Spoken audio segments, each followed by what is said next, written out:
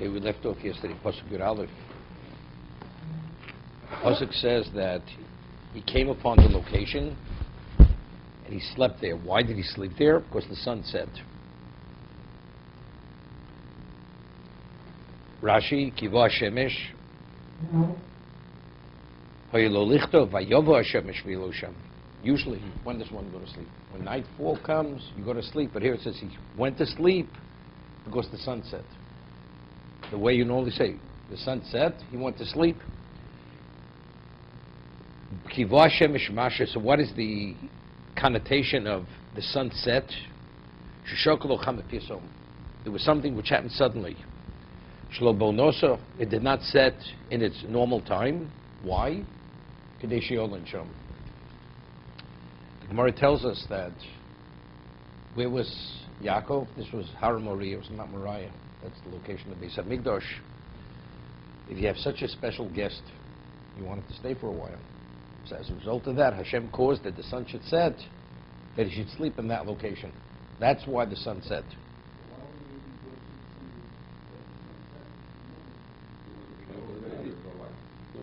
Okay. Yosem Rashosov.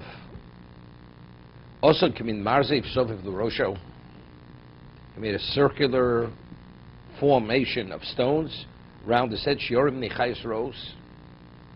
Because he was afraid of predator animals. Shouldn't be attacked. That would protect his head. Now, Hischilu Merivu Zum Zu. The stones, they started to quarrel with one another. What does that mean? They started to quarrel. We'll discuss this in a moment. Each stone said, let the tzaddik put his head upon me. Hashem caused that all the stones should be melded into one stone. So Shenemar, this is what we find, that initially, before he went to sleep, it says he took the stones, and when he awoke, the Torah says, Vayikach eso Evan, in the singular. What do you mean the stones they were fighting? You know? When I was a child, you know, you had a cartoon, stones fighting, you know, this kind of thing. It sounds childish. What was the stones fighting? Now, the Gemara tells us, it's Gemara Chulin, there was a person, Reb Chanina Mendoza, he went and he harvested wheat for matzah. You know, matzah, if the wheat becomes wet, it becomes chametz. It's no longer qualified to be used for matzah. So he had a donkey laden with sacks of grain, newly harvested grain, and he had an Arab with him, his attendant. And they come to a river. As Rav Chini Mendoza says to the river split. The river doesn't want to split. Rav Chini Mendoza, throughout the Talmud, speaks about he was a miracle worker. And he says, split, doesn't want. Rav Chini Mendoza says, if you don't split, I will decree that water shall never ever flow on this location ever again. Splits. Goes through with his donkey, the wheat doesn't get wet. He's on the other side. The Arab didn't make it across. So Rav Chini Mendoza, the Arab didn't make it across. He leads the Arab. Rav Chini Mendoza is not going to carry the wheat and lead the donkey. So he says to the river, split for the Arab, that the Arab should be able to cross. Again, it's obstinate. Again, he says, you don't split, I will decree water should never flow. It splits for the Arab goes across. It's able to cross. What is it all about? What is the function of the world? Why does water flow horizontally? Why, when you put a seed in the ground, does it germinate and ultimately grows? Why? What is nature? What is nature? Nature is, God set the laws of nature. Every moment, nature functions within its context, because God wills that should be its function every moment. That's why things function and develop and evolve as they evolve. Now, what is the objective? What is the purpose of existence? The purpose of existence is only to facilitate the Torah.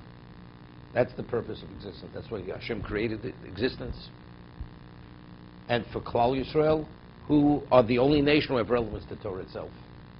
What is the tzaddik? The tzaddik is the ultimate. He's the one who's committed And he observes it at a level which most people don't. So the world, nature, is bound to accommodate the tzaddik. Because who does the tzaddik represent? The tzaddik represents God. So if Rav Chanina ben Dosa, every moment of his life is dedicated only for Kiddush Shamayim, to sanctify God's name, and he's not able to because the river is in his way, the river has to split. Has to split. So when he says split, it has to split. Okay. Listen to what I'm saying, then then you'll ask your question. Okay? Why was it green and blue and red? Okay, we'll talk about the colors. We're not talking about the colors yet. And the packaging. Okay? This is the concept. Okay? What is the function of every stone? Again, what did Yaakov represent? Yaakov was one of the most special human beings who ever lived. Of all those HaKadoshim, of the patriarchs, he's the most special of the patriarchs. He fathered the Jewish people. So if Yaakov himself, as we see in a moment, the prophecy he had when he slept, Hashem came to him, he saw angels ascending and descending a ladder, which represented all the future exiles, which we're going to experience till the end of time. So this dimension of tzaddik, every aspect of nature wants to accommodate it. Meaning, the Gemara says in Tainis that every blade of grass has an angel, which was created, that's responsible for that blade of grass. But a blade of grass, what is it? It's inanimate. It's vegetation. It doesn't make a difference. But there's a spiritual counterpart responsible that grass should grow. The stone also has a spiritual counterpart. So when we say the stones were fighting, Ola Yonich Tzadik Rosho, that's exactly what it's about. Every aspect of creation wants to accommodate the associated with the tzaddik. So what were you asking again about? What was your question?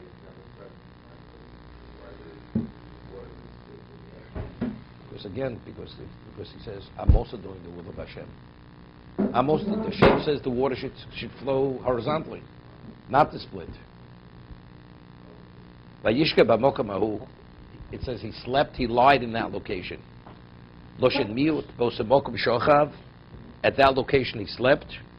Avol yudal shonim sheshimish beis ever l'shochav b'laylo. The 14 years he spent studying in Shem Ve'ever, he did not lie down at night. Did not sleep in bed. Shoya Osi Batorah. Or she was a Chaim of Rocha when he was older. Just want to mention, Ernie just came back from Florida. Just acknowledge that's why he hasn't been here. So Baruch Hashem, he's well. He's well. It's not he wasn't feeling well. That's why he wasn't here. He needs a break once in a while. So Shiva, when he was older, in his upper 70s, he used to go to Florida in the winter for a few weeks. So he stayed in a location which the Satmar Rebbe, the house, a home, and the maid, who wasn't Jewish, either she was from Cuba, Spanish maid, she said the Satmar Rebbe, she never ever had to make his bed. It's not because he made his own bed. Never slept in a bed. Never slept. He would sit and learn all night, fall asleep at a table, never slept in the bed. She never had to make the bed. This is the Satmar Rebbe, just passed away, whatever it is, 30 years ago, 25 years ago. So, Dom Yaakov Vino, 14 years Shem Ve'ever, Yishka b'mokom hahu. This is the first time, after 14 years, the first time he lied down, that he went to sleep. That was his level of dedication, not fully invested in what he had to do.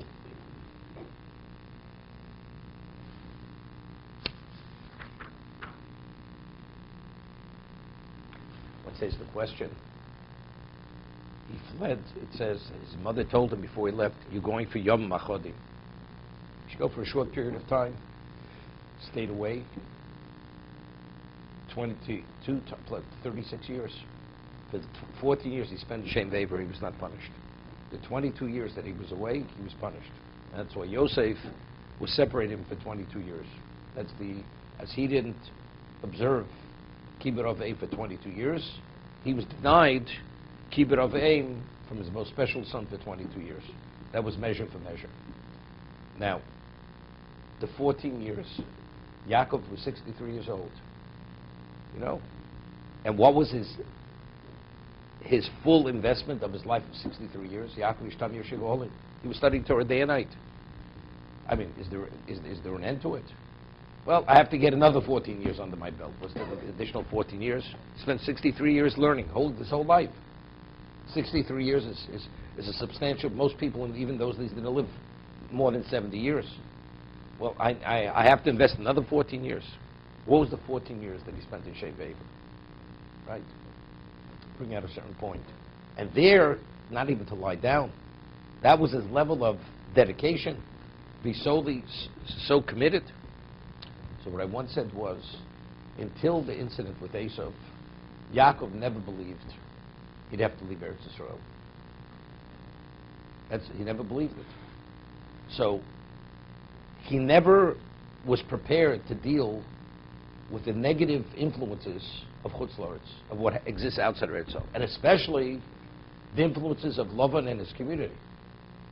He never considered contending with those issues. What is Lavan? Lavan is a personification of evil. That's what Lavan, Bikish Lavan Lakras Hakol. Lavan wanted to destroy Yaakov and his family, that there should not be a Klal Yisrael. That was Lavan. Now, how do you spiritualize yourself, and how do you deal with all the issues what Lavan represents and his community represents? How do you deal with it?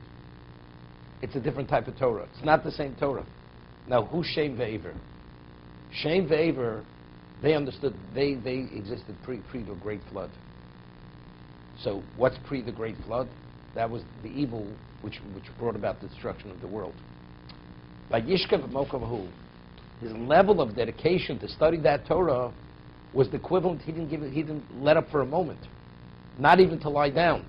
Only when he was fully secure in that level of Torah, only then Vayishkav B'Makom.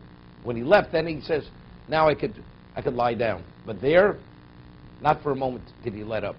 Fully invested in that 14-year period.